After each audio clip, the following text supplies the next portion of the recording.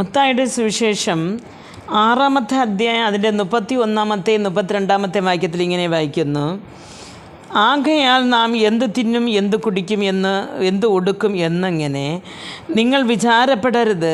ഈ വകയ്ക്കൊക്കെയും ജാതികൾ അന്വേഷിക്കുന്നു. സ്വർഗസ്ഥനായ നിങ്ങളുടെ പിതാവ് ഇതൊക്കെയും നിങ്ങൾക്ക് ആവശ്യമെന്ന് അറിയുന്നുവല്ലോ എന്ന് കാണുന്നു. പ്രിയ ദൈവമക്കളെ, ഇന്ന് നാം ആകുലതയുടെ ലോകത്താണ്. കാര്യമെന്ന് പറഞ്ഞാൽ വിലവാശികൾ അധികം കയറിക്കൊണ്ടിരിക്കുന്നു.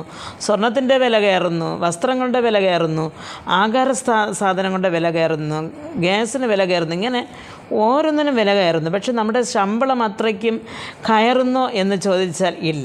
അപ്പോൾ അങ്ങനെയാകുമ്പോൾ ഒരു കുടുംബത്തെ നയിക്കുവാൻ വളരെ ബുദ്ധിമുട്ടായ ഒരു രീതിയിൽ കൂടെയാണ് കടന്നു പോകുന്നത്. അപ്പോൾ ഒന്ന് വിചാരങ്ങളാണ്. നാളെ ഇങ്ങനെ പോയാൽ നാളെ ഞാൻ എങ്ങനെ എൻ്റെ കുടുംബത്തെ പുലർത്തും, നാളെ എങ്ങനെ എൻ്റെ മക്കളെ ഒരു കര പറ്റിക്കും എന്നൊക്കെ. പക്ഷേ ഇവിടെ ദൈവവചനം പറയുന്നതെന്ന് വെച്ചാൽ, ആകയാൽ നിങ്ങൾ എന്ത് ചെയ്തു? ഒന്നിനെക്കുറിച്ചും വിചാരപ്പെടരുത്, എല്ലാം സ്തോത്രത്തോടെ ദൈവത്തോട് അറിയിക്കുക അത്രേ വേണ്ടതെന്ന് പറയുന്നു.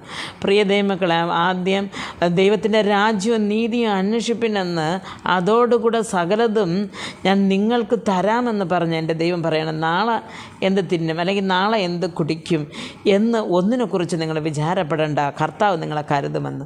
പ്രിയ ദൈവ പൈതലേ, ജോലിയെക്കുറിച്ച് അല്ലെങ്കിൽ കടഭാരത്തെക്കുറിച്ച് അല്ലെങ്കിൽ മക്കളുടെ ഭാവി ജീവിതങ്ങളെക്കുറിച്ച് അല്ലെങ്കിൽ ആരോഗ്യ കണ്ടീഷനെക്കുറിച്ച്, ഇന്ന് എനിക്ക് ഇത്രയും ആരോഗ്യം അല്ലെങ്കിൽ 10 വർഷം കഴിഞ്ഞ് ഞാൻ എങ്ങനെ എൻ്റെ മക്കളെ നോക്കുമെന്നുള്ള ആ ഒരു ആകുലത.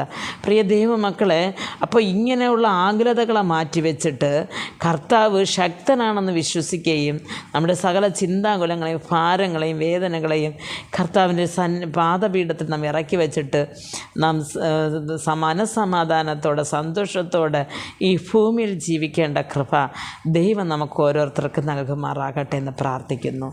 ആമേൻ.